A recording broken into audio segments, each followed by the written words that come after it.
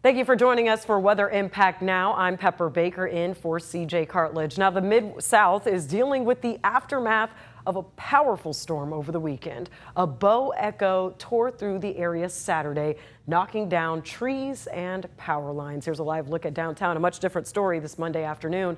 Tonight, MLGW is working around the clock to restore power after that severe storm over the weekend. MLGW said at the height of the storm, 140,000 customers were in the dark. That number is now down to about 35,000. There are more than 100 crews, including 75 outside contractors, and President Doug McGowan announced even more help is headed to Memphis tomorrow. Until the work is complete, McGowan is reminding everyone of the potential dangers while power lines are down. There are trees that are leaning. There are some wires that are down. Now, some of those may be communication wires, some may be power lines. I ask that you treat them all as if they are hot and keep your children and pets away until we can get out there and clear them up, because that's the number one hazard. As our teams are doing the work, please give them room to do that. I know you want to talk to them and ask them questions. Please direct those questions to us so they can do their work.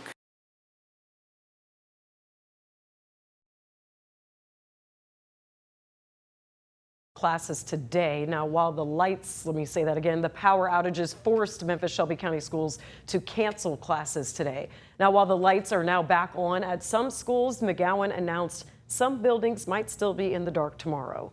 ABC24's Shakina Davis talked to parents about how the unexpected closures are impacting their families. The students need to be at school every day to get that education there and learn everything, and they can't get that at home. For Ebony Hiller, another day out of school is another day her children are not in the classroom. She says her kids want to get back to their normal routine, but for now, they're stuck at home. And for some families, the closure comes as they're still dealing with the aftermath of the storms. Really, what's affecting me now is that my kids, my girl, she's at home doing nothing.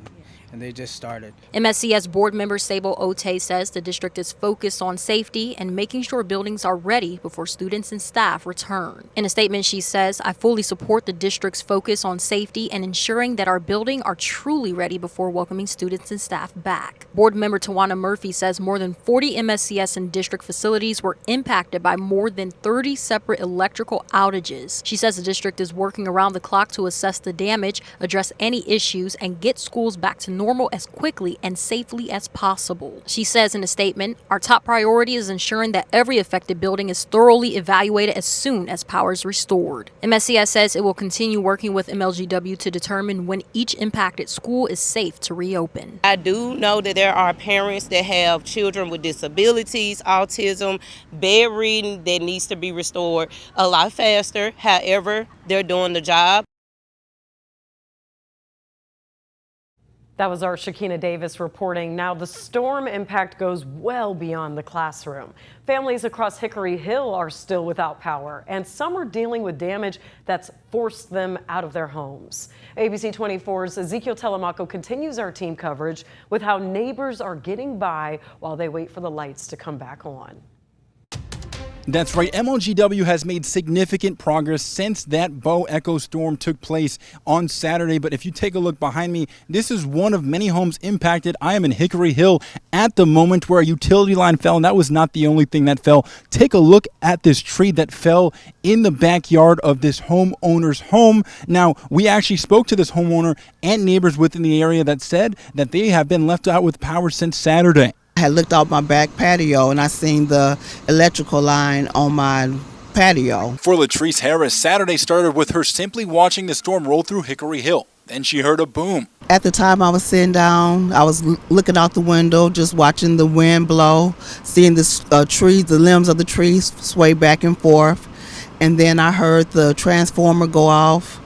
And I heard a thump on the house, and then all of a sudden the rain just started pouring down. That thump was a tree crashing onto her home. With the tree down and utility lines damaged around her property, Harris knew that it was time to get out. Once I seen that, I said, it's time to go. So as soon as it stopped raining, I left. Harris is now temporarily staying with family, and the outage is not the only thing forcing her out of her home. It's also keeping her from making a living. Harris works from home, but with the entire neighborhood still without electricity, working is simply not an option. I can't work right now. because I work from home and I don't have any power yet. And Harris is far from the only person in this Hickory Hill neighborhood waiting for the lights to come back on. It really destroyed Hickory Hill area. It did. Really bad. Maisha Turner is a mother of 3. She says the days since Saturday's Bo Echo storm have been frightening, especially considering the fact that a massive tree from her neighbor's yard is now resting on the utility lines near her home. It's been scary. And now that looking at it, my neighbor, her tree is actually on our power line. So I'm just hoping that they get this done fast because her tree is extremely large. So it's been really scary. I just hope they get the power back on as fast as I can because all of our food is spoiled and it's extremely hot during the day. Turner even called MLGW while ABC24 was on the scene hoping to get an update, but she says she was left without an answer. They didn't do anything. So we're just here sitting waiting and we just hope that they can get the power on. Now, Latrice Harris, the owner of this home, told me that she has tried to reach out to MLGW multiple times, but she has been left on the queue, and she has been so far back as to 600th in line to talk to a representative. But like I just mentioned, take a look at the severity of this damage. We got a fallen utility line as well as this tree that you see right beside me when it comes to what has taken place with this storm, more specifically this Bo Echo storm on Saturday. Now, I also talked to other neighbors within the area that told me that if this is not fixed by Thursday, which MLGW said that they anticipate for most of the power within Shelby County to be restored, that they're going to have to start looking for alternative places to live. Reporting in Hickory Hill, I'm Ezekiel Telemaco, ABC24 News. And we are getting a look at crews working to clear a fallen tree. This is video from over the weekend at Holmes Road, which is near State Line Road in East Memphis. The tree was so massive that drivers from both ways had to turn around. Now, this is what it looked like this morning. Crews were able to clean up some of the tree. Now, there's still more on the sides of the road, but traffic can at least pass through now.